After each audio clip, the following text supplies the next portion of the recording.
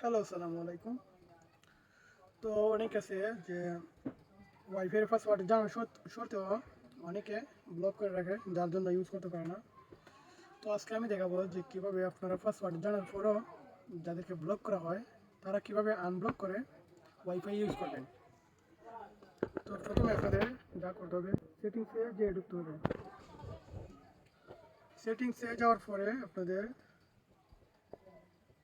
System management, মানে অনেক phone আছে যে অ্যাবাউট ফোন ঢুকতে হলে যেখানে যেতে হবে সেটা আপনারা খুঁজে নেবেন যে অ্যাবাউট ফোন। তো আমার এখানে কি করব, সফটওয়্যার ভার্সনে আমি কয়েকটা ক্লিক করে নিব। আমার ডেভেলপার অপশন অলরেডি মানে চালু হয়ে গেছে।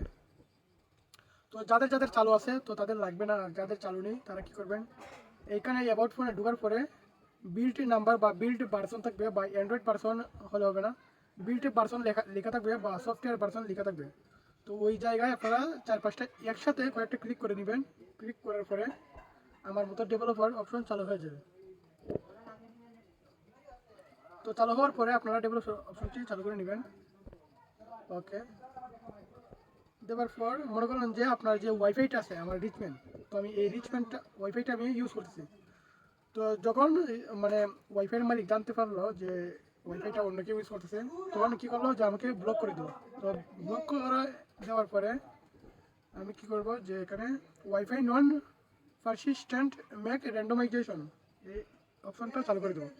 চালু করার পরে আপনি যেহেতু পাসওয়ার্ডটা জানেন, জানার পরে আপনি সে যতবারই ব্লক করুক না কেন, আপনি এই ওয়াইফাইয়ের যে যে ওয়াইফাইটা আপনি কানেক্ট করবেন সেটার উপর ক্লিক করে আপনি পাসওয়ার্ডটা দিলেই হয়ে যাবে, আনব্লক হয়ে যাবে।